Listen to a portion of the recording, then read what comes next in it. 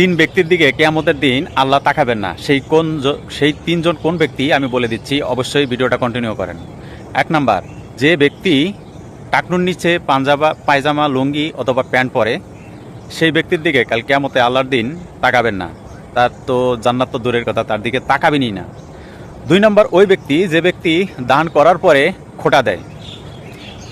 দান করার পরে যে ব্যক্তি খোঁটা দেয়, কাল কিয়ামতের দিন আল্লাহ তার দিকে তাকাবেনই না। তার তো জান্নাত তো দূরের কথা, তার দিকে তাকাবেনই না।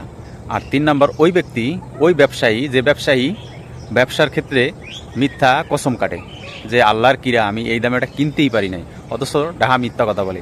এই 3 ব্যক্তির দিকে আল্লাহ কিয়ামতের দিন তাকাবেনই না। তো অবশ্যই এই 3টা জিনিস, আমার এই ভিডিও বানানো সার্থক হবে যদি আপনারা এই 3টা জিনিস আমল করেন। আর এই 3টা জিনিস যদি মনে না থাকে, সেই কারণে আমার ভিডিওটা শেয়ার করে রাখতে পারেন। সবাই ভালো থাকবেন, সুস্থ থাকবেন। এই 3 ব্যক্তির 3টা আমলের কথা বললাম, অবশ্যই এই 3টা আমল পালন করার চেষ্টা করবেন।